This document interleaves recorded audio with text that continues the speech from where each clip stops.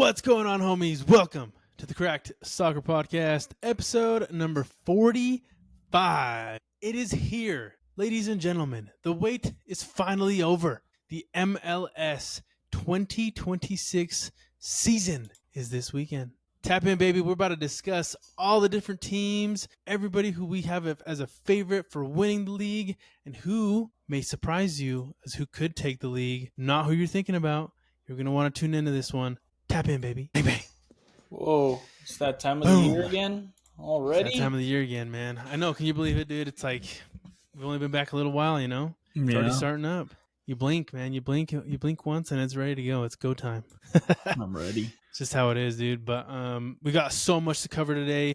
Obviously, we'll go into the Eastern Conference, Western Conference, plenty of teams, plenty of movement from everybody around the league going into the first week this weekend. So we'll discuss as many teams as we can, the ones that obviously have a lot of things going on for them, some of the favorites, maybe some of the not so favorites, some of the dark horses that we see, and then we'll discuss a couple other big headlines. But for the most part, you know, this is all MLS right now, man. It's just so much to consume at the moment. We pumped or what? Fern, you pumped, dude? You ready? Yeah, I'm ready. Ready for Saturday, first games of the season. What time's the first game? Let's see. Probably like 5 o'clock. Oh, noon. Two trash teams playing straight off the bat to start off the MLS season. Good job. Just kidding. Well, you know, they have a banger on Saturday though. They got a banger. They have one banger. I was gonna not too many crazy stuff going on, but yeah, some good games. Yeah, for sure.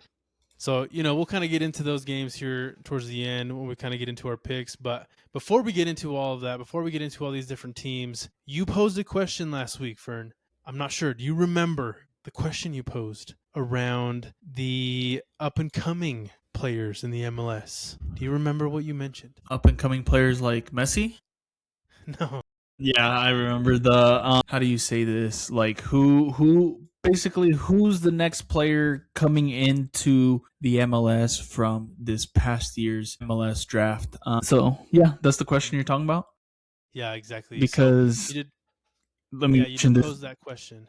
Let me mention this real quick because I don't know if you know this or not, but like because obviously at the end of the year we kind of had that thought process of, you know, talking about this, and then I kind of was curious, like, what players have, you know, done well for their team coming out of the MLS draft. And actually one of the players that pretty much started the entire season last year and was drafted was San Diego's center back.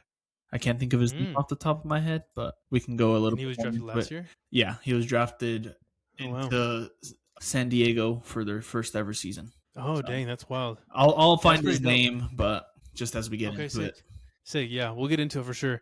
But yeah, essentially what you posed was to kind of find a player that had recently been drafted in this last year's MLS draft, and we'll kind of keep tabs on this player throughout the season, whether they get so much playing time, so many starts, goals, assists, et cetera. And if you want, I'll go ahead and start because the one that I found was actually someone that I wasn't even looking at, to be honest. There was a lot of different names that came up on a list of, you know, top prospects and all these different things. And I actually saw a post from somebody else that mentioned this player, and I even believe Nashville SC posted about this too, about this signing.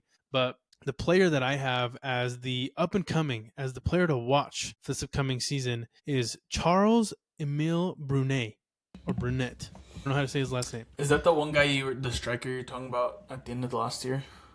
I don't know if he's a striker. Okay. I can't exactly remember if he's a striker. Let me double check. But he was drafted in the 3rd round, so he went 80th overall. And I don't know if you remember right, but in the MLS draft there's only 3 rounds, so he was basically somebody that got passed up on multiple times throughout the draft, right? And, you know, obviously Nashville SC picked him up, they looked at him, and I guess he had a really good preseason, really showed kind of the quality and kind of the player that he is for this team. And they made a pretty big, you know, they made some posts about it around them signing him to a legitimate contract. So Nashville SC actually did post about this.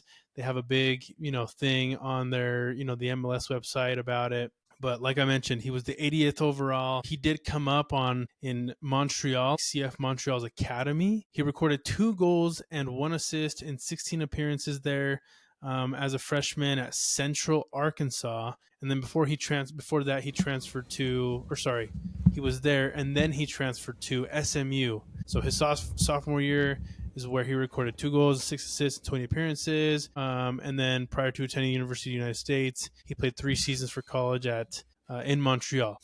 He was a big time player, within the university kind of like space, but he essentially came through SMU and kind of got drafted that way. So he's someone that I'm hoping, can kind of do some amazing things. The guy's only 5'8". He's 145 pounds. The guy's 22. So we'll see, man. I think How he many has a pretty pounds? bright future, to be honest. 145. Okay. He's light. And that's one of those things too. Like I know we've discussed this before too, in a sense of that in soccer, it doesn't really matter too much on your height, your weight, your weight, but it does in a sense when you get to the big leagues where your athleticism, your physicality really comes in. Because when you're, a smaller sized person, like, yes, you're definitely going to be pushed around from these, fullbacks, from the center, central players, like the bigger folks. But to be honest, as long as you're pretty strong and you can kind of maintain possession of the ball, you're probably going to be okay. But we'll see how he does with these like first teams if he gets any starts. But for me, it's Charles Emile Brunet. The guy's a Canadian. So we'll see what happens, man. Canadian. Canada. You said he was the 88th pick? 80th pick. Okay. Yeah. Well, And I don't know how many picks there are in total, actually. That's a there good is question, to 90 be honest. Wow. So he was like 10 picks away. Yeah. away from going into Mr. Mhm. Irrelevant, Mhm. Yeah. But yeah, that was my pick. I have a couple other things to mention around this, but I'll let you kind of take some time to talk about yours. Okay. So before I get into it, the player that I mentioned before was Manu Duau for San Oh, Diego okay. FC. He's a center back, and he was actually, well, I mean, it makes sense because San Diego was the expansion team, so they automatically get the number 1 pick. But he was the Mm-hmm. number 1 pick for San Diego, and from the looks of it, he only had like a handful of games where he didn't play the entire 90 minutes for San Diego. Oh. So that's, I mean, Hmm. a pretty good showing. Yeah. The guy I picked is actually somebody I mentioned towards the end of the year last year because he actually played in the 2025 NCAA final for Oh, Washington, yep. Mr. Chi Aman. I know after the final, I kind of had some high praises for him. And ever since then, I've just been wanting to see what happens. And obviously, he was drafted 8th. That's why I asked. So, what is that? 10 times lower than your guy Yeah, or or higher. higher? Yeah. So, and then I asked his weight because you said he was 5'8", Mm-hmm. 145 pounds. This guy's Yep. 5'9", 145 pounds. So an inch taller, Oh, no same way. amount of weight. But yes, basically what drew me to him was he didn't score in the final, but I believe he had an assist, and he was just all over the field. He was dribbling past players, and to be able to make an impact like that in a game where you're not necessarily contributing in stats wise, like goals, assists, but to be able to draw the attention of like, oh my, who is this guy, because Right. he's all over the field, he's helping the team, he's doing stuff like that. So, and obviously DC United saw something in him by signing him to a 2-year deal with the option for a third. But I just kind of wanted to list off a couple of his accomplishments for his senior year because he played in Washington his entire 4 years. Oh, Well, wow. prior to Washington, he played for Seacoast United, and he was selected for the national team regional camp. But going Okay. into his final year, his senior year of 2025, he was a Herman Trophy finalist. So I believe that's the best player in the country. He was a Oh, really? top, That's like the Heisman. yeah, he was a top drawer soccer best 11 first team. He was a top drawer soccer number 6 ranked player in the nation. Obviously, Okay. NCAA champion, Big Ten midfielder of the year, all Big Ten first team, Herman Trophy semifinalist. This list goes on for quite a while. So I'm hoping he does some big things.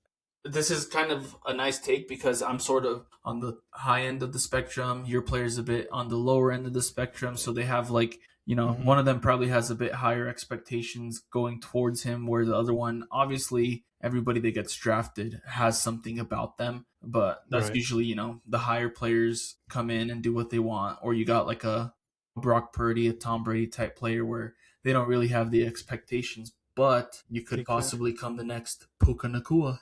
Yeah, man, exactly. Yeah, you never know, to be honest. So it is a bit of an interesting thing because it is one of those things where you don't really talk about the MLS draft and you don't really like discuss the players that are getting drafted. So this will be a very good, kind of thing to look out from your perspective as well, because like you said, very high draft pick, very low draft pick, what will happen, right? And then kind of continuing that conversation around the MLS draft. This is one of those things where I got a little bit curious around the draft and I was like, okay, interesting. There's obviously they had the draft. You mentioned it last year where you said, hey, I knew the draft was going on. I said, hey, I'm probably going to try to watch this, right?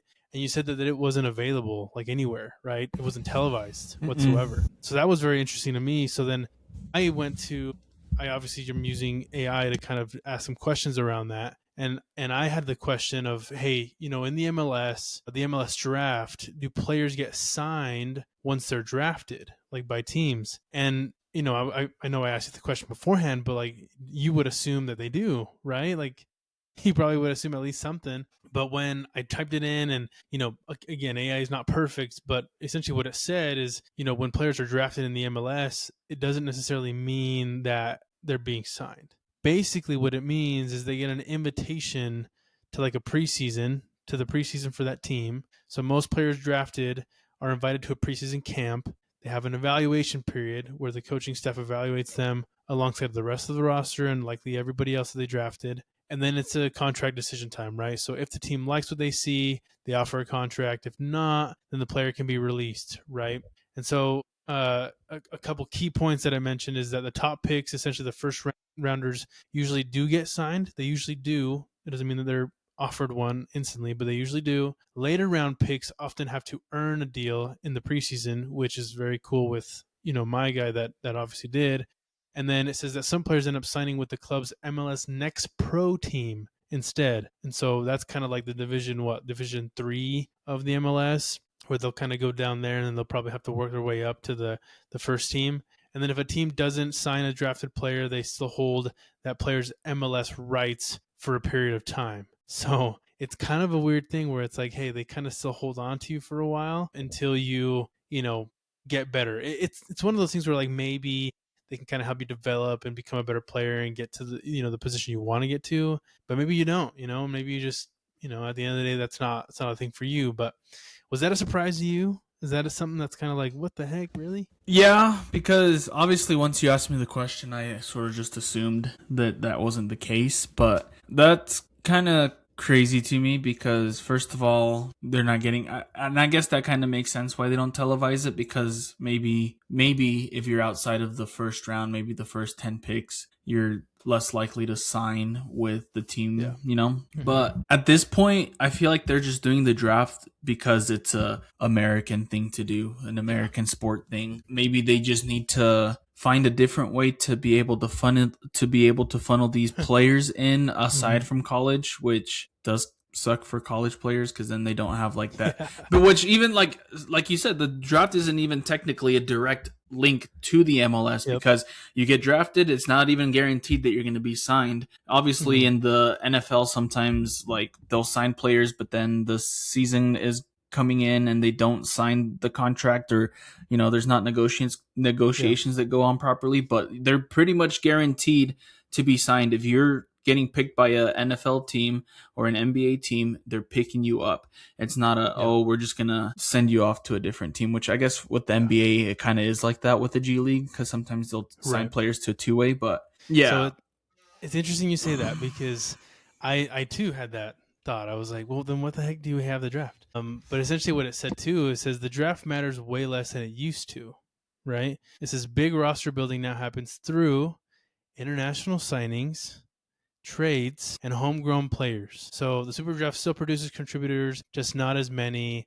as it used to, right? So you did kind of hit the nail on the head as well, because I also had the question of, okay, well, how is this different from the NBA? How is it different from the NFL? Because those are two very big events that happen, like a draft for two very big leagues in the United States, right? It's a very an American thing to do, right? The draft.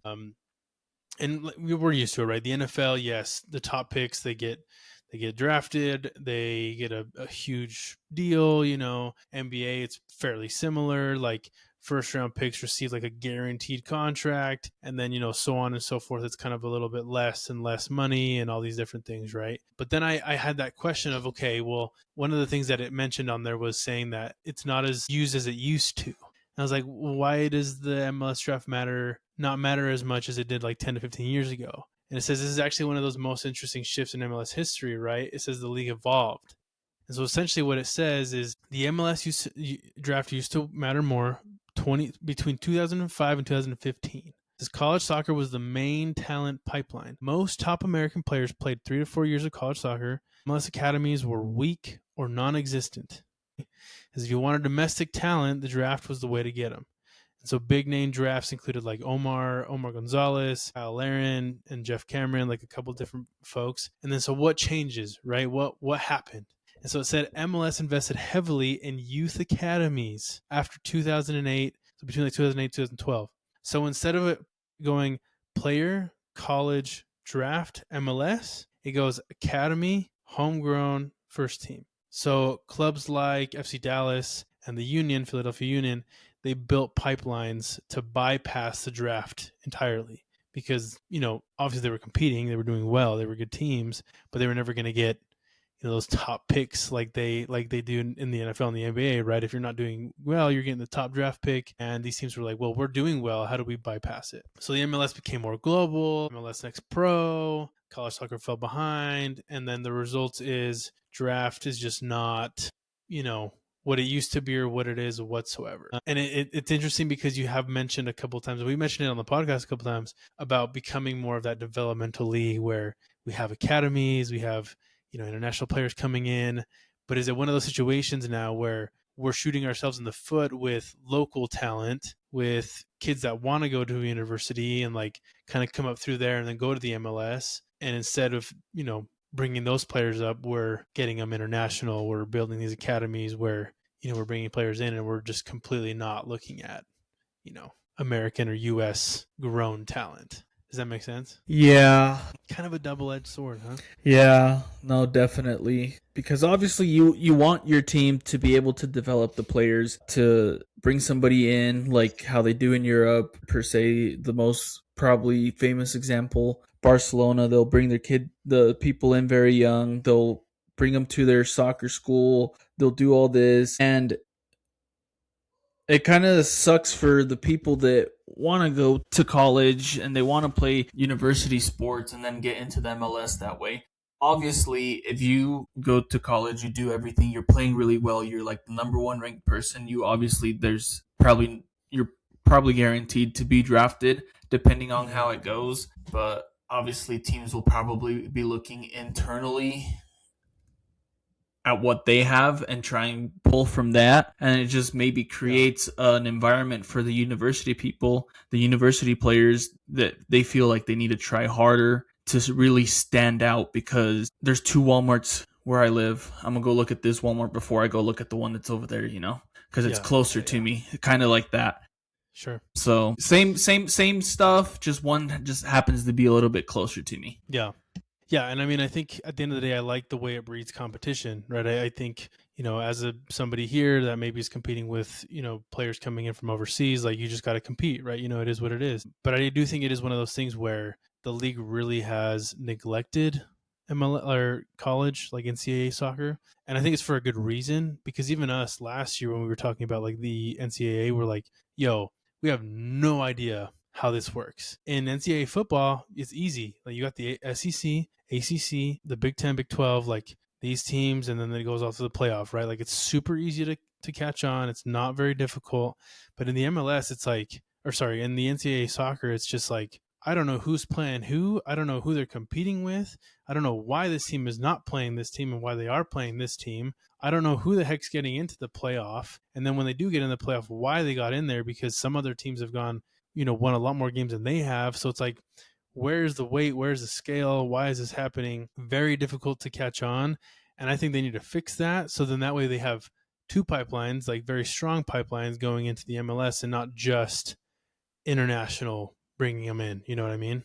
Yeah, definitely. I'm pretty sure a good amount of these people, not saying they're bad at soccer, they're good at soccer. They're playing for the team, but maybe they're playing for the degree more than like trying to go pro, you know?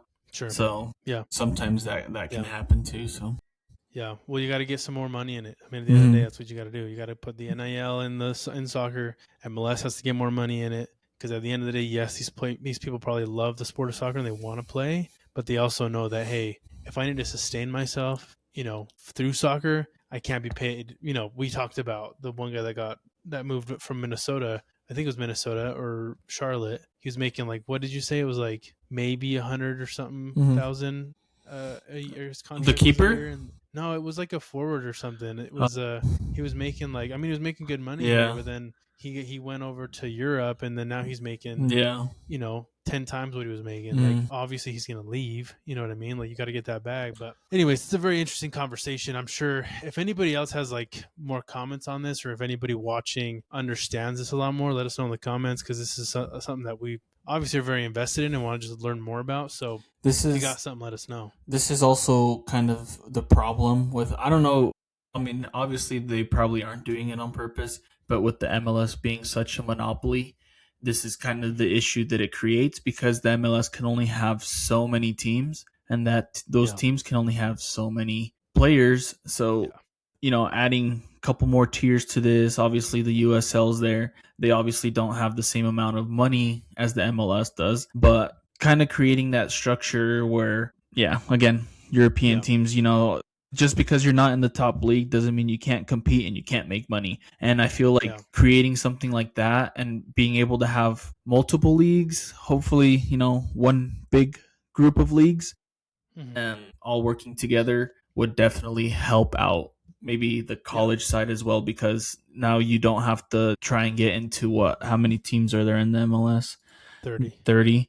One of 30 teams, you have the option of maybe 80, 90 teams, Right, with the USL and everything else. Mm-hmm. Yeah, for sure.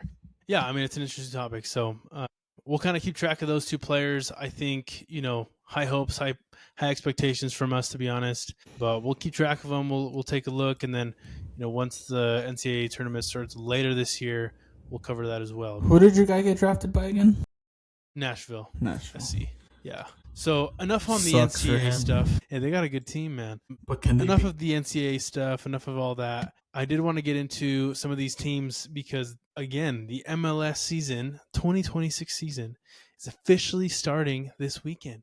Today is Wednesday. It's the 18th for us. We're recording this on the 18th on a Wednesday. But I want to get into it. So let's crack one open and get it going, baby. I did remember my can today. I just didn't have one. You remember but didn't have one? What do you mean? Yeah, like I remembered that I should bring a can to crack open, but I just didn't have a can on me. Oh, you don't have one? Mhm. Oh, gotcha. All good, dude. But anyways, let's get into this. We'll start with the Eastern Conference, because the Eastern Conference is incredibly stacked, as you can imagine. It does currently have the reigning champions, Inter Miami, in the conference. So we'll get into some of these very quickly. I do have quite a few notes, so we won't get into every single team. But one of the ones I wanted to start off with here in the Eastern Conference is going to be Atlanta United. Why? Because Atlanta United, man, if you know, they're a big market team. I mean, they were such a powerhouse, a while back. They had so many good players. They obviously have won the MLS Cup before. They had a bunch of studs. And this year, right, they have a brand new, or I guess not a brand new, but they got a new coach. What's his name? Tata. He's back in the helm. So Brand new. yeah, Brand Tata new's a Martino. He's crazy. returning. There you go. Right, he's returning. But that'll be interesting to see if he can actually turn the team around, because, yeah, they kind of fell flat on their face last year, man, and they did have some decent talent, I thought. But at the end of the day, what'd they win? Like 5 games? 6 games? Like, it was not good at all. Maybe it was like closer to 9. But they did not do very well at all. They lost Brad How Guzman. many games did you think they won last year?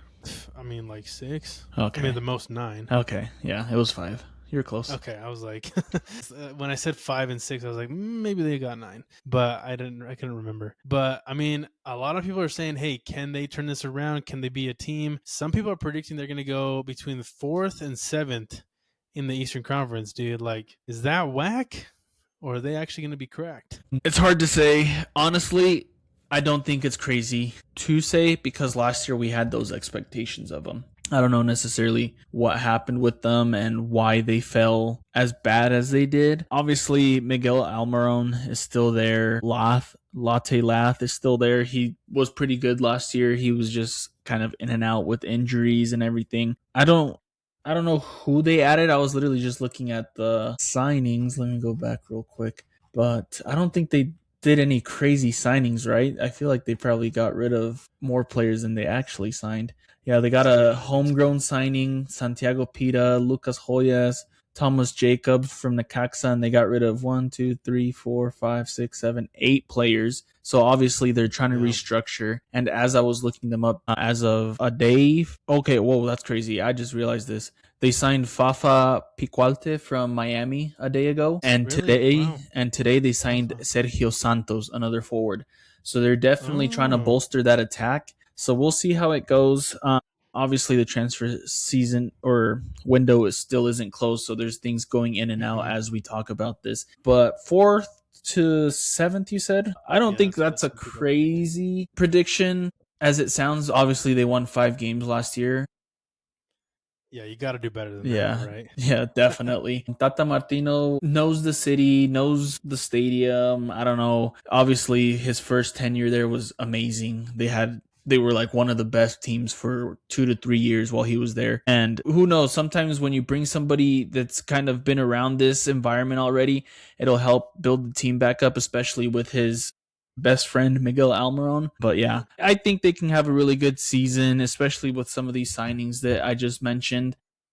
Mm-hmm. I could probably see them coming in 5th, like, Okay. getting into the Okay. playoffs, but not too good of a team, but not the worst playoff team, like not Sure. missing. Yeah, I think 4th might Okay. be a little high for them, especially with the other teams that are on this Yeah. list.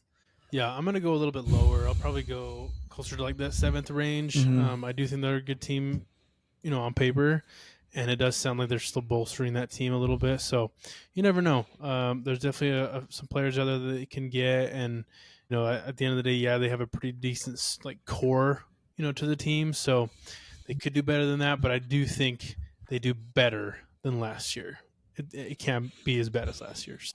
That'll be good for them. There's so many teams on the East, but one that had such a strong season last year was Charlotte FC. They have Pep Biel, they have Wilfred Zaha that obviously kind of held this team together.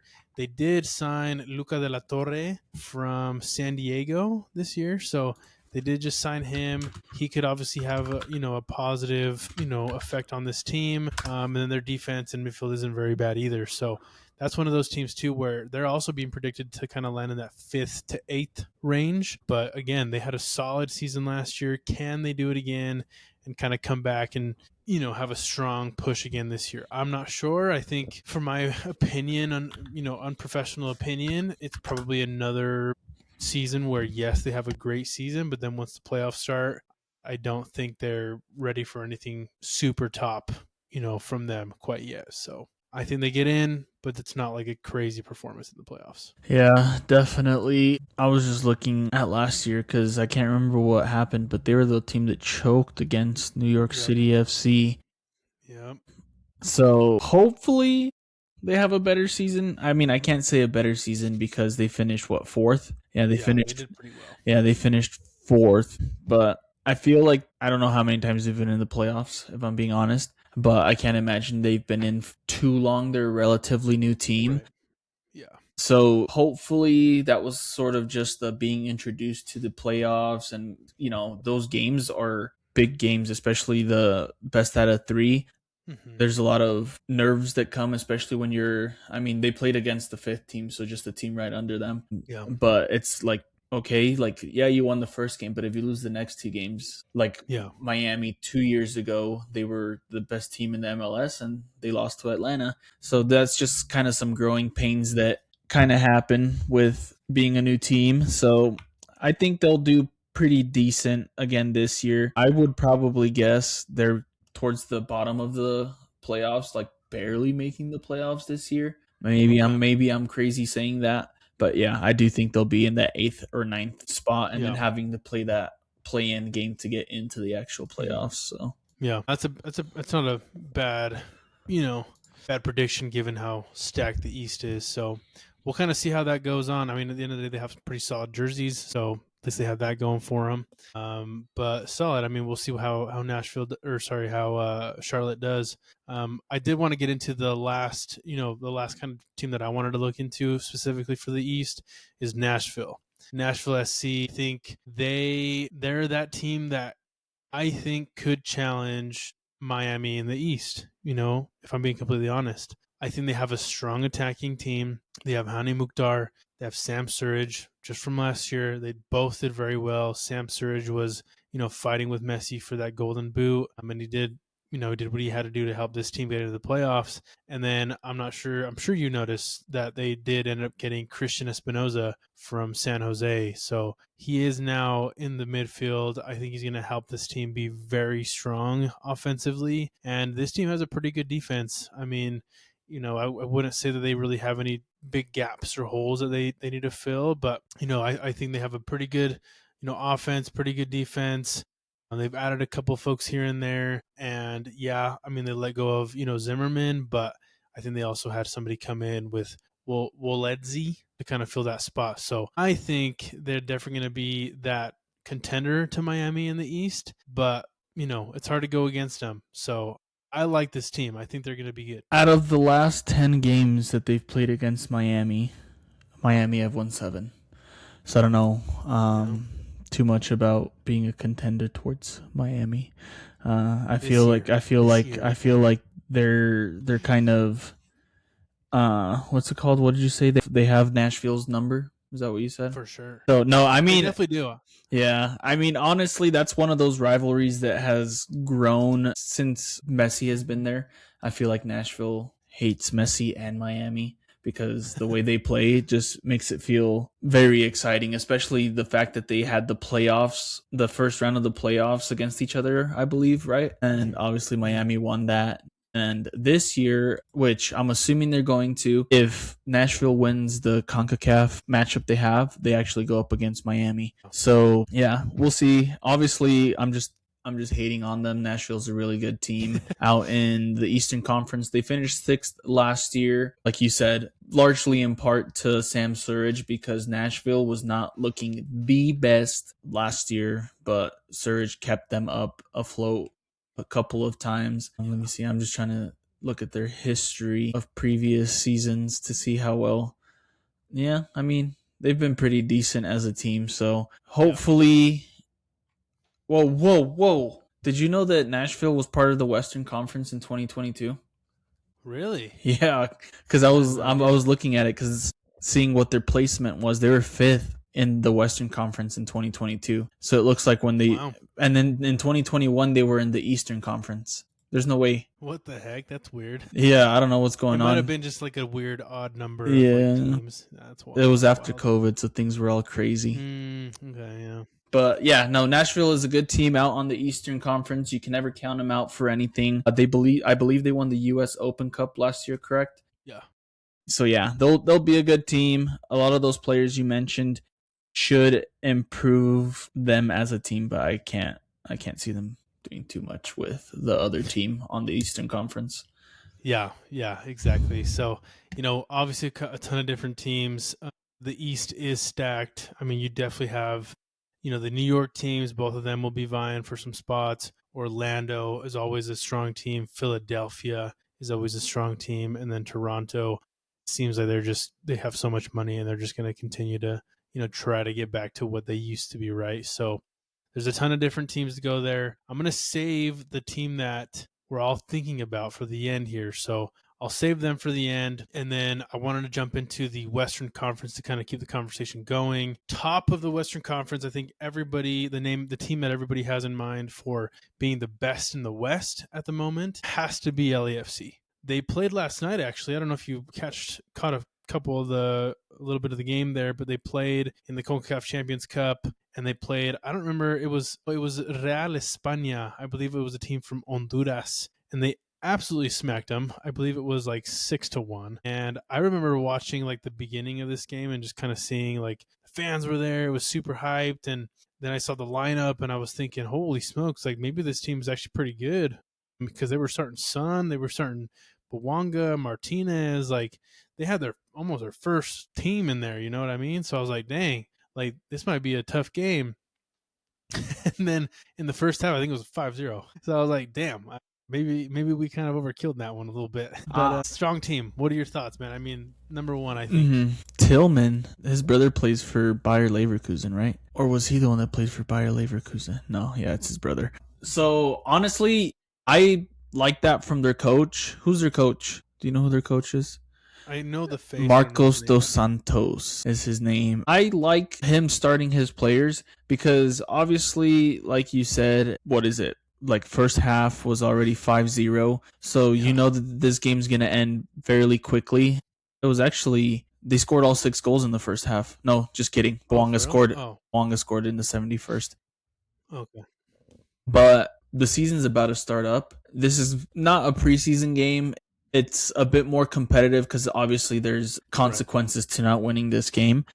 Mm-hmm. But, you know, they're supposed to be first in the West, and I believe they will be. And this is a great way to just get that momentum going. You know, obviously as a striker, as a forward, the way you grow confidence is by scoring goals, by doing this. What better way to start the season than by Son having 3 assists and a goal and Bawanga having a hat trick? You know, you already are starting your 2-star players off on like that motivation, that high, that confidence, to be ready to start, especially with the team you're playing to start off the season.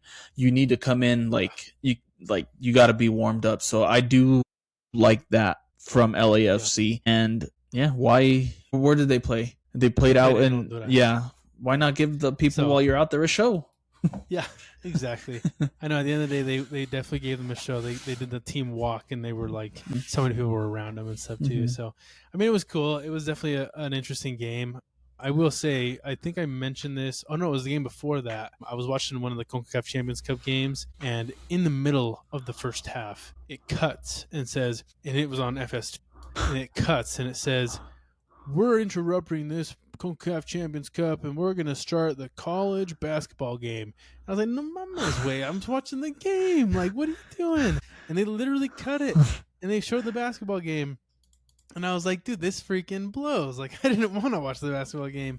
And so I had to wait till the LAFC game to watch any bit of the CONCACAF Champions Cup. So I was a little peeved, bro. I was like, damn, this freaking blows. So I'm just hoping this popularity blows up so we don't have to, have crap like that happen. But again, LAFC is a top team, and we'll definitely see them, compete for the title this year. So that's exciting. Another one too from the Western Conference that I wanted to bring up, San Diego FC. No more Chucky? No more problems? Maybe so. Or maybe they will have problems. I don't know. They definitely didn't have any problems against Pumas, which they absolutely spanked also in the CONCACAF Champions Cup. So technically they lost. Well, they did, but in Global, they 3-1, totally I think. Them. Yeah, 3 or 4-1. I don't remember what it was exactly. But like I mentioned, they no longer have Chucky Lozano.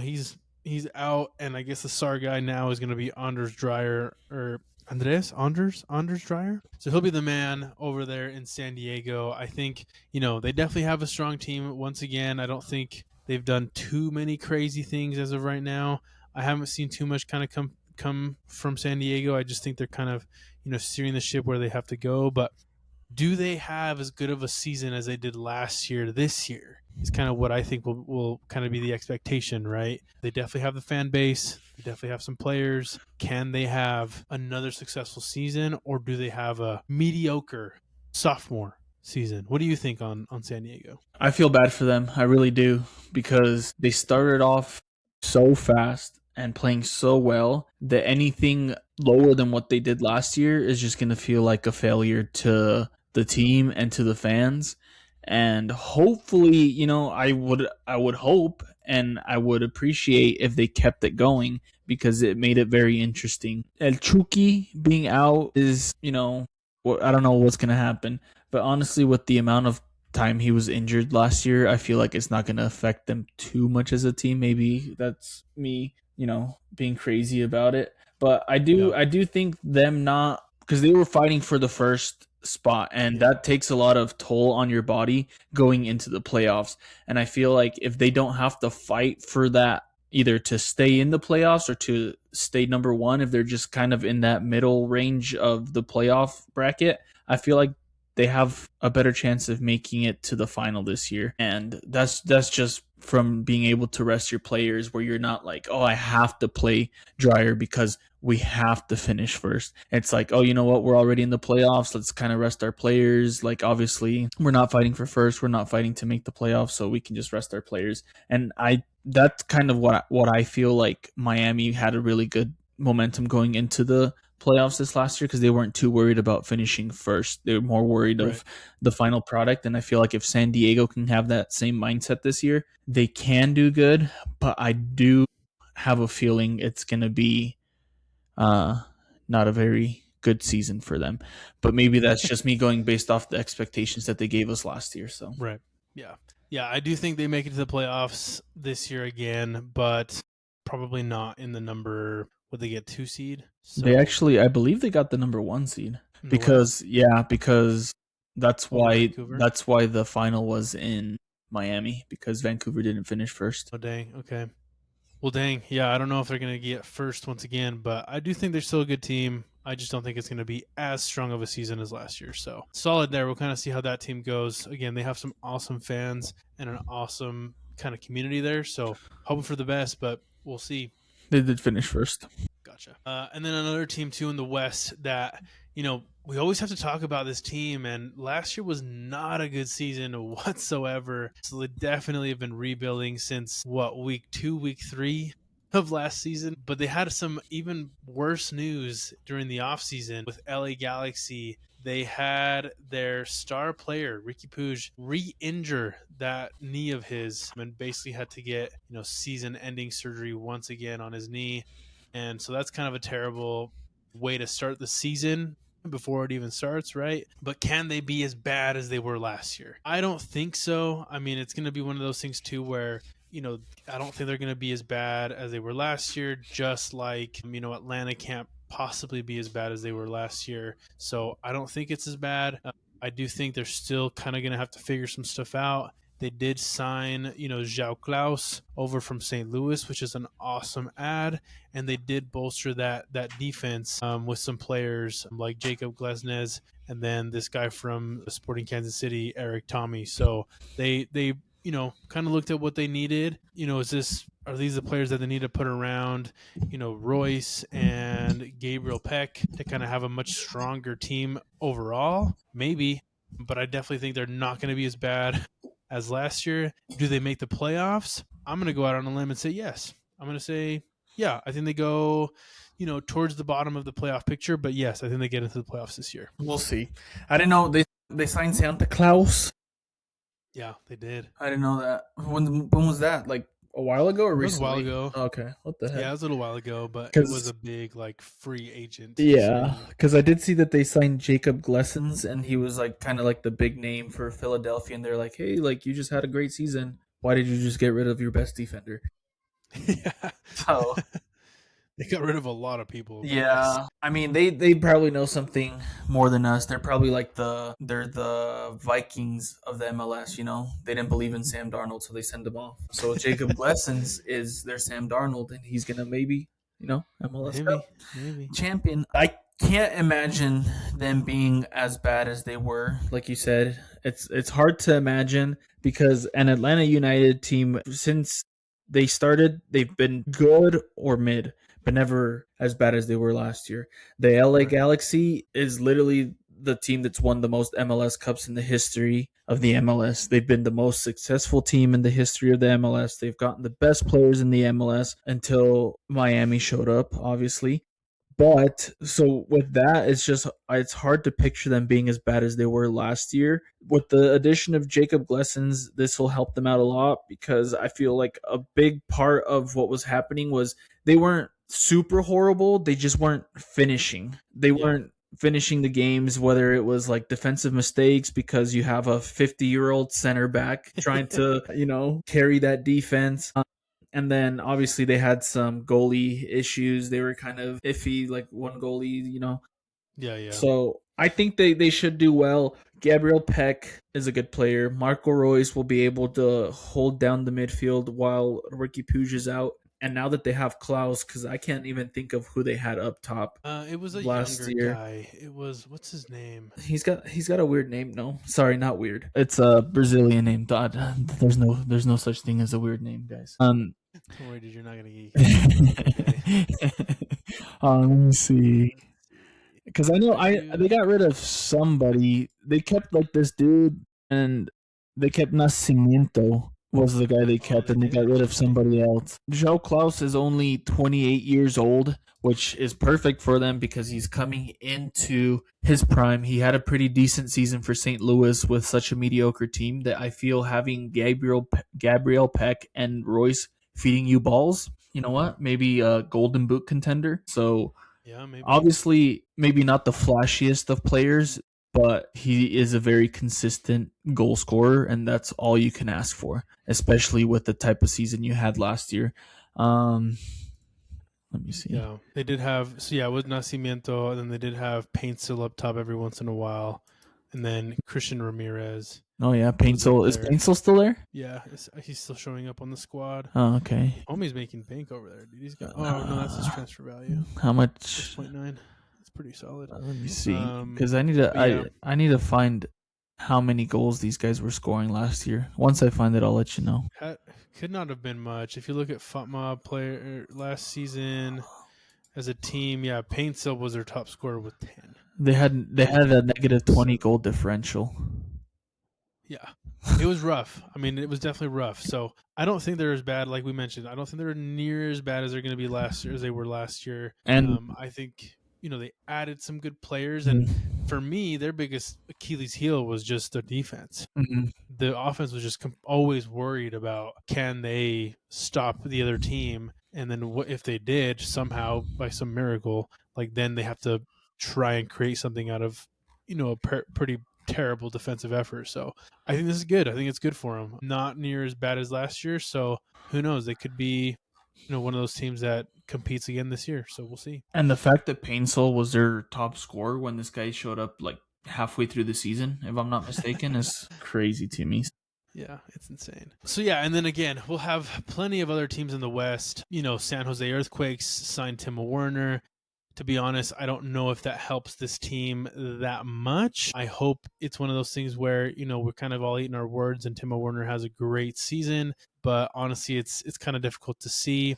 Minnesota United with James Rodriguez, like that's going to be big, right? So we'll kind of see how they end up doing in the West. Kind of hear my daughter yelling. Seattle Sounders, again, they're always consistent. They're always competing. I also don't know as well if Vancouver does as well as they did last year, but they'll have a full season with Thomas Mueller, and they're coming off that high of the CONCACAF Champions Cup and the MLS Cup of last year. So, again, Western Conference probably not as stacked as the East, but some pretty solid teams nonetheless. But to end things off, it's one of those teams where, that we haven't mentioned quite yet that it's on everybody's mind. Inter Miami, Messi and the boys. Everybody's calling their name. Everybody's calling them as they're going to repeat. They're going to do it again. They had a killer team last year, and do they have an even better team this year? That's kind of what's been going around every single podcast, every single show covering the MLS, that Miami they're just too good, and they did so much work over the offseason. So, without getting too crazy into it, man, I mean, are they going to repeat? Are they going to do it again? What do you think? In my opinion, they should just give Inter Miami the MLS trophy and just call the season good. Just let them rest right before the World Cup, Dang. But that's just that my much, opinion. huh? They did have big signings, right? So I mean, Herman Berterame coming in. They have Dane St. Clair, which is big. They obviously bolstered the defense as well, but they did let go of some guys. I mean, you don't have Jordi Alba anymore. You don't have Sergio Busquets. You're likely not going to have, Luis Suarez doing too much this year. So can they be as good as they were last year? I don't know. I was just looking at their squad real quick, and I just realized that Messi's out until early March. So, I think they said that he's going to play this oh, Saturday. he is. He is going to play I think Saturday. so. I Okay, think so. I'll watch then. I'll watch. Just kidding. I was going to watch anyways. But he was injured because he had that thing where they were going to do a game somewhere, and then they were like, "Hey, we're so sorry, like Messi's injured and all this different stuff." But I believe they're saying he's going to play. Oh, okay. But we'll see. Honestly, Just like last year, bro. Just like last year. yeah, it is. What, like for the MLS All Star game? Well, remember he got injured again last year, and like all these people were pissed, and all these things happened. And Yeah, with shaky, and then they were like with the Sack tickets and everything. all this crap, and I was like, oh. Yeah, here we go. Obviously, I'm confident as a Inter Miami RSL fan, dual citizenship. But the thing that does scare me is obviously I have seen teams in the past where, for example, and it's like, it's not hating, it's just facts. Last year, Real Madrid signed Mbappe, and everybody's like, "Oh, it's over. These guys literally are gonna win every single thing," and they literally lost every single trophy they possibly could have. 3 of them they lost to Barcelona. They didn't beat Barcelona once the entire last year, and this is after signing what was considered the best player in the world. Which then brings me to Inter Miami, where, like, yes, they made all these big signings, and on paper they look like, you know what, like they're gonna finish first, they're gonna go undefeated, and they're gonna win the first ever undefeated season in the MLS Cup. Is basically what people are saying. But obviously, as confident as I am, I feel like this is just like the way fate works is they're just destined to be ass. Which obviously I know is not going to happen because Messi's on the team, and Right. that's just not going to happen. But I also am like nervous just because there's so much expectation on this team to become the first back-to-back champions, and obviously Mascherano, like they're like, oh, we want to win the CONCACAF Champions Cup. That's our goal. Yeah. Maybe kind of getting a little bit of the pressure off of the MLS, so Yeah. we'll see. Yeah. But so that's the thing, right? So again, everybody wants this team to win. Everybody expects this team to win. But here's my take, right? This is why I think Miami will not win the MLS Cup this year. I believe fatigue will set in. And what do I mean by that? They obviously have the MLS, so they're going to compete each and every week for this season. They also have the CONCACAF Champions Cup that they're going to compete in. They're going to have the Leagues Cup when that does come up and go about. It is a World Cup year, so a good chunk of this team is going to be called up, right? So Messi's going to be called up, DePaul's going to be called up, and I'm sure quite a few others on that team are going to be called up to play. Yeah, St. Clair for Canada. So I think they're just going to have way too many games going on, and the MLS Cup may take the back seat on this. Now, do I think this team's going to make the playoffs? Absolutely. Like they're likely going to get in. Even if they squeeze in, like it's going to be plenty of time for them to just absolutely tear the playoffs. But I don't think they win the entire thing just because of the amount of games that they're going to have to play throughout the season. And I think we're already seeing that a little bit with Messi, where he was banged up last year. He's already getting banged up this year. He's a little bit older. The World Cup is obviously going to take center stage for him, and in Argentina, it's going to be a main focus, a main priority. I just don't think they have it this year. As much as everybody wants to see it happen, I don't see it happening. And by the way, do you know when the last time was that a team went back to back in the MLS? I don't know. In the 90s, and it was the Galaxy, I'm assuming. It was the Galaxy, but it wasn't in the 90s. The last repeat champions, last back to back champs, was Galaxy, but it was in 2011, 2012. So it's been a while. It's been a good chunk of time since we've had 14 some back years, to back. technically. Yeah, so it's been a minute.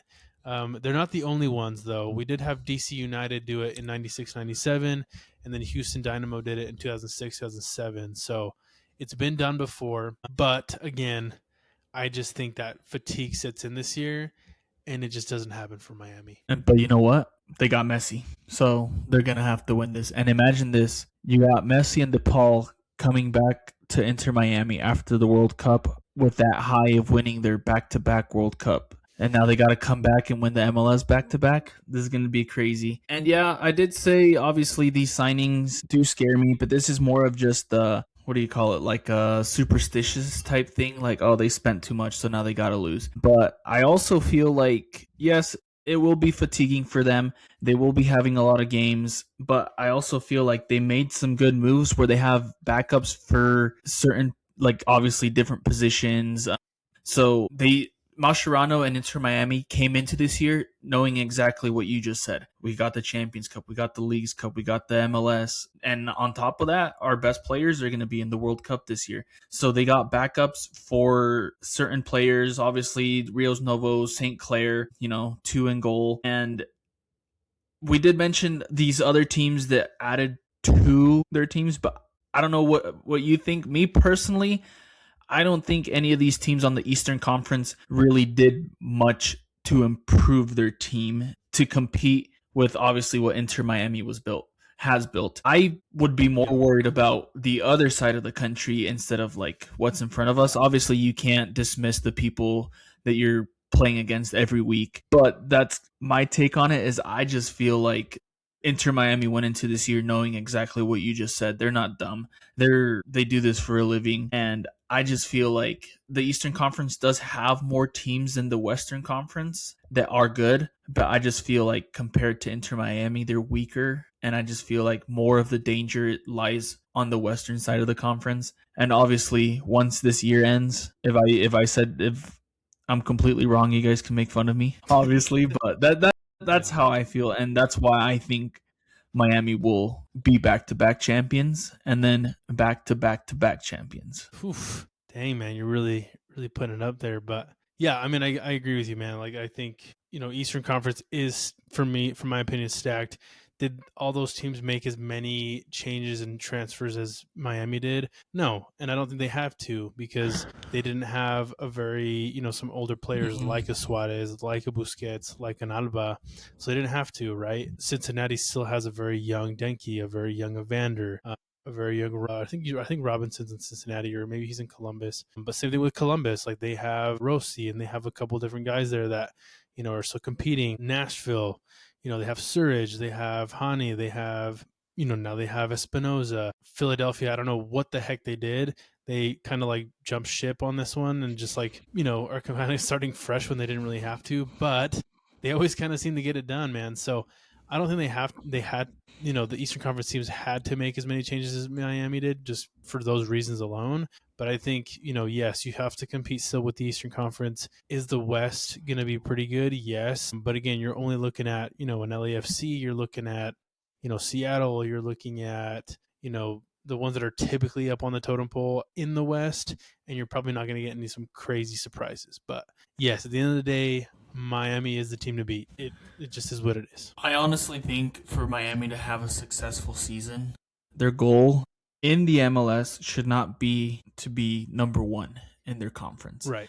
Their goal should be to obviously remain in the playoffs and keep your players healthy. That's my take on it because of how many games are going on. For sure.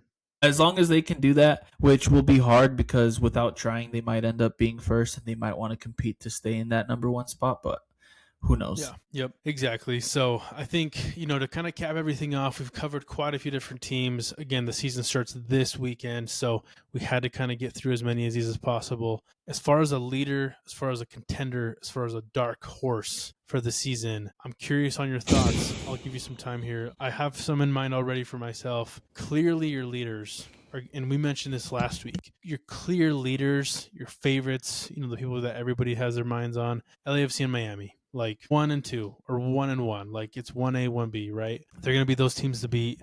The contenders, I can see, Nashville competing. I can see Seattle competing. I can see, who was it again? I was just thinking about it and now I lost it. Toronto?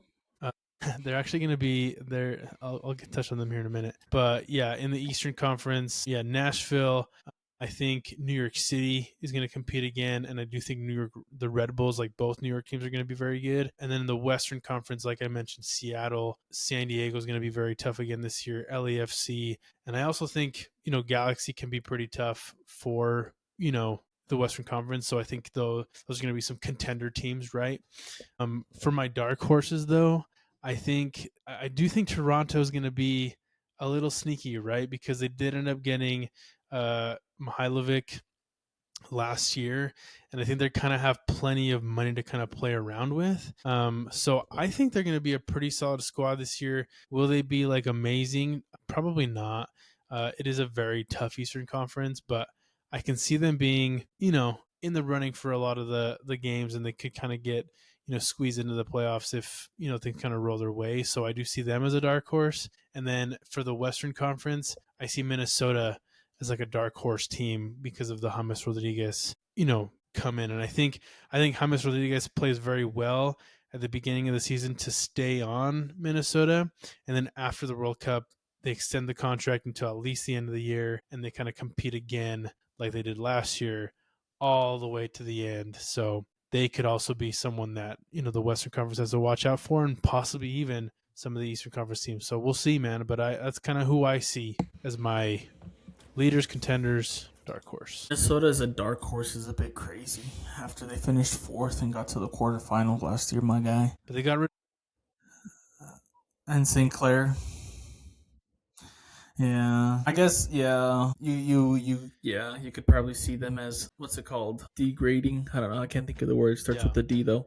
downgrading. Downgrading. Whoa! Wow. They're predicted 7th to 9th. Yeah. So it's like they're possibly in the playoffs, possibly not. Possibly so I not. think they do better than people expect. Okay. I'm gonna start with the Eastern Conference because I feel like my Western Conference might be a bit biased. If that gives you a hint.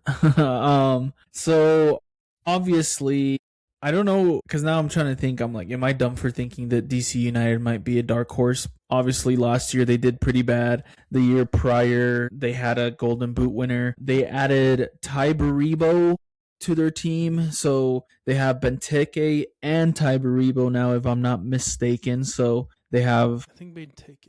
Did he leave? I think he might be gone. You see? Oh yeah, he's not there no more. Never mind. They sent his butt packing. They got Ty Baribo.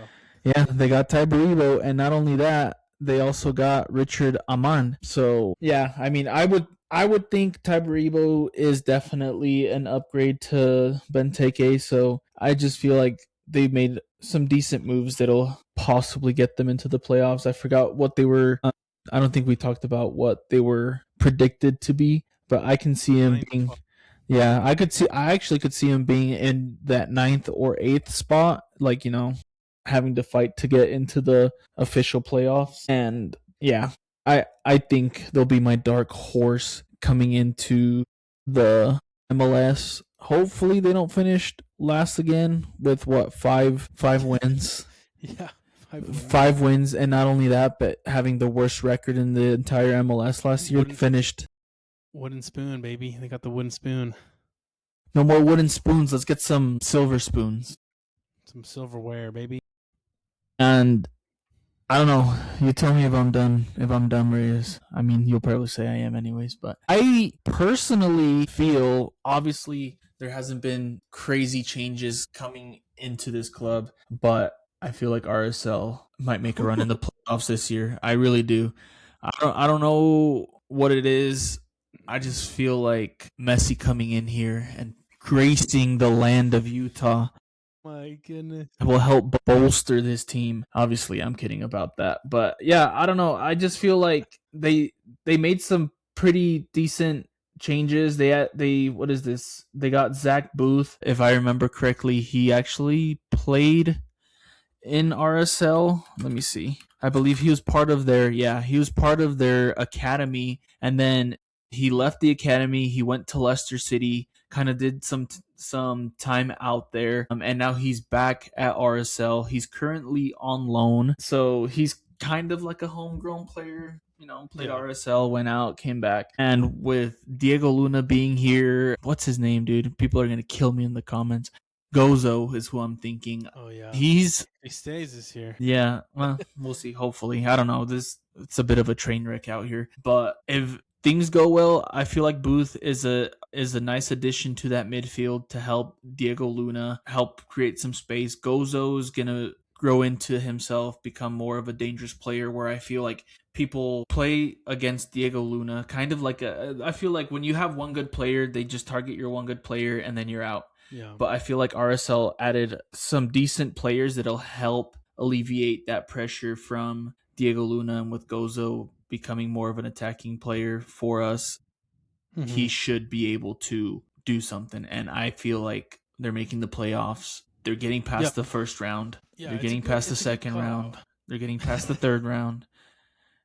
They're going to finish higher seeded than Inter Miami, and the MLS Cup will be RSL versus Inter Miami in Salt Lake.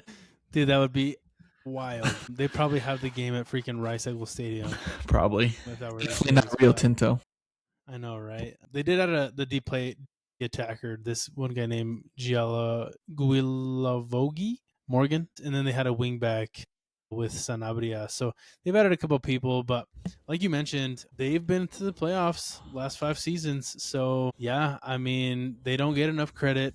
They probably never will because it's not necessarily a big market team. But I mean, I like the hometown, enthusiasm. So that's perfect, man. That's fine. Yes, sir. We'll see. Obviously, we can go on about small market teams maybe next thing because I have a couple things to say about them, including our hometown team. So yeah, just wrap us up with the contender leader. Contender leader? What do you mean? Like who I think is gonna win?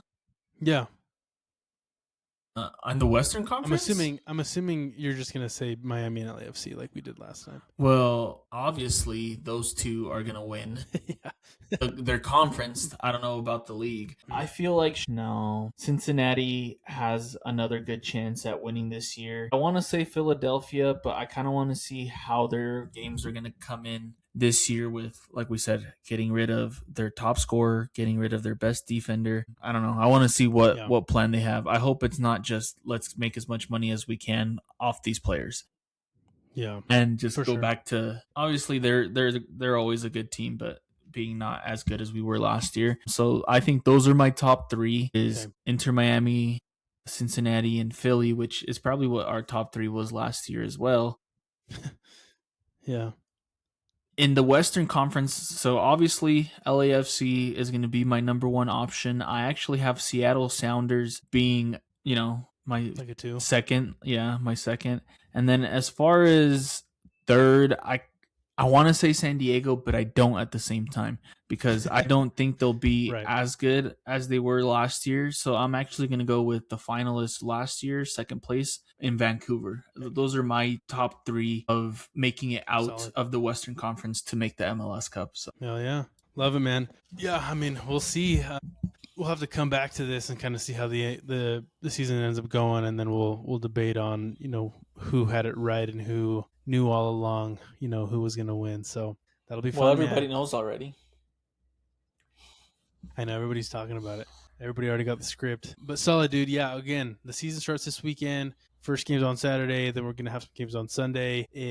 But that's not the only action going on. Before we kind of wrap this up, not to not give love to this, there are teams playing and competing in the CONCACAF Champions Cup. There's actually like 4 games that happened today. 3 games. So Philadelphia played Defense Force. Couldn't tell you where they're at, where they're from. But they played them and they beat them 5-0. They sound like a Power Ranger. Like a Power Ranger. Yeah, it does. And then Cincinnati played O&M FC. They beat them 4-0. So, that's kind of the situation that these MLS teams are in. Trinidad and Tobago. Interesting. Okay. Yeah. And then Vancouver's playing CS Cartaginés. Currently. Currently right now it's 0-0, like just barely started. And then Galaxy tomorrow plays Sporting S. It's one of those things where these first rounds, you're going to expect all the Liga MX and the MLS teams to, just kind of clean house, to be completely honest. As of right now, basically every MLS team has won. There hasn't been any situation to where, there's any sort of like red flag. Nashville only beat Ottawa 2-0. But to be honest, if you saw the starting lineup to Nashville, I mean, they played like nobody there. And then in like the 80 something minute, they threw in Espinoza and Surich, and they like instantly scored. So yeah, you're probably going to see a lot of MLS and a lot of Liga MX teams going into the round of 16. And then once we get into the round of 16, we will have San Diego taking on Toluca, which will be a very exciting game. And then we will also have, it's actually not confirmed quite yet, but we will have Inter Miami playing, the winner of, their side of the table, and then Seattle Sounders playing whoever wins on their side of the table. So plenty of powerhouses coming in to the CONCACAF Champions Cup. We'll kind of keep track of that, but honestly, this tournament really starts after this month once we get into the round of 16. So we'll keep track of those games. Sweet. So now to wrap us up, man, everybody's favorite, we're gonna get it going once again, right?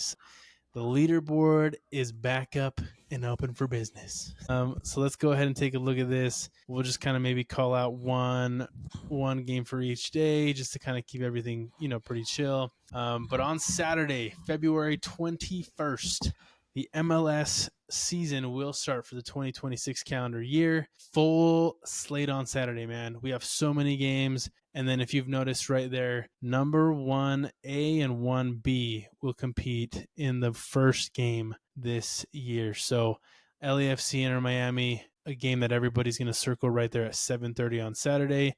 It's like the Walmart soccer Saturday game. So plenty of hype. Is Walmart sponsoring that? Yeah, Walmart is sponsoring it, so kind of wild. But can this be one of those games where we have it week 1, and then MLS final comes, and it's LAFC Inter Miami once again? Who knows? But I think that one's, obviously warranted for, a game that we're all going to kind of look at. We're all very excited for. I think aside from that one, there's not too many games that are honestly super exciting. I will be excited to see, Orlando take on New York Red Bulls. I do also want to see DC United against Philly, and then if Cincinnati against Atlanta from my end. But Why hasn't Foot Mob changed the name? It's not New York Red Bulls, bro. Come Red on. Bull New York, dude. I don't know. They honestly haven't updated a lot of the lineups too, so I think a lot of the old players are still on this. So they need to run a little update for sure. Anything stand out for you though on this day? There's no star on Inter Miami's badge either. We need to get that fixed. Um, Obviously, you mentioned it. Biggest game. Obviously, you got to start off. I mean, it's not starting the season off because it's at 7:30, but you got to start the season off with the bang. LAFC Inter Miami. That's going to be a good game. I don't know if you need me to tell you who I think will win that. But obviously, Yeah, it's LA, so it's going to be at the Coliseum. They're probably going to get a good 50, 60,000 there, so probably even more, to be honest. They'll probably get like, how much does the Coliseum hold? It's got to be they got to hold like 70,000. It's at the Coliseum. That's USC Stadium, no? Yeah, yeah. It's got to hold like, oh yeah, capacity 93,000. Bro, you got me over here freaking. That's right there. I didn't see it. 93,000. I Yeah. think they get 70,000 plus, dude. Easy. I think they get the full stadium. Really? You think they get No. 90? No. I don't think so. Maybe, dude. You never know. Yeah. I mean, maybe. Bro, Maybe. literally probably like, and obviously you said Messi's playing, so hopefully he plays. But you're gonna have the two, literally the number one for the East and the number one for the West.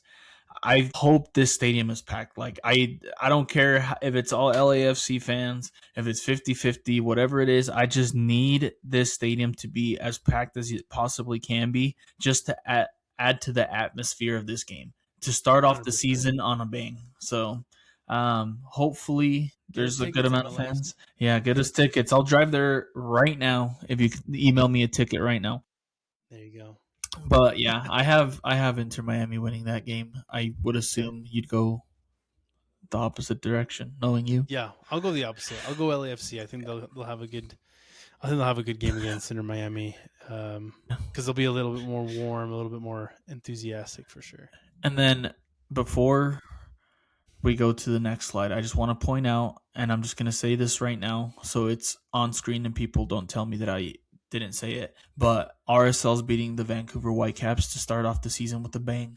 They're going to be away from home, but I don't know why RSL's winning this game. Okay, there we go. It's a hot take, man. Love it. Perfect, man. So yeah, like I said, solid slate on Saturday. Only 2 games on Sunday, so we have one at 5 and one at 7:15. LA Galaxy against New York City, and then Seattle Sounders against Colorado. I think the big one here is going to be LA Galaxy versus New York City. To me, that's the game to kind of watch. I don't know who's going to win out of this one. I want to say LA Galaxy just to kind of see what happens. I mean, So, I also think the LA Galaxy is going to win this game. Obviously, New York City has Freese. One was he, I think, runner up for goalie of the year last year. Probably. And not only this isn't just any other game for the LA Galaxy. We saw how bad they did last year. Obviously, they did pretty. Is this preseason? The games on the bottom left, or is that the end of last season? Might have been the end of last season.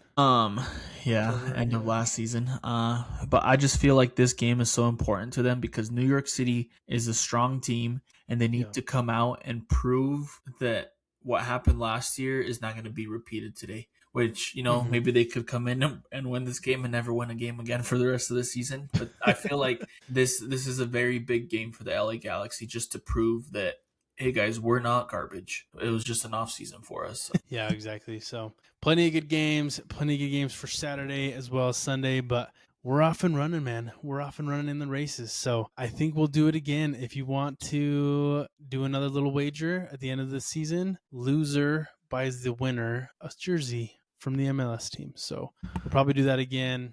And we'll loser buys the winner ticket to the MLS. Well, you never know. We'll start sending some emails. Well, the thing is, it's going to be in Miami, and the tickets are going to be so expensive to get there. So yeah. Well, we'll see, man. We'll see what happens. But again, thank you all for tuning in for the to the Crack Soccer podcast. We appreciate y'all, tuning in, for commenting, liking on our social media, TikTok, Instagram, YouTube, Facebook. So we appreciate y'all. We're off and running. We're ready to go. We're going to get some stuff put out, and yeah, we're pumped for the MLS and all the other, little tournaments that kind of come along with it. So thank you very much. Fern, final words, final comment. Yeah, thanks for watching, guys. We got a good amount of viewers last week for our first episode back. So that's very motivating for us to keep talking and giving our dumb opinions to the world for whoever's watching. And if you made it this far, like, subscribe, and comment who will win the MLS Cup on the YouTube video at the bottom, and you will get a prize for me if you comment, and I like your comment. There you go. Heck yeah. I know one person that's going to do it. Solid. Okay, perfect. Appreciate y'all. Thank you so much for tuning in. We'll catch y'all next time. Peace.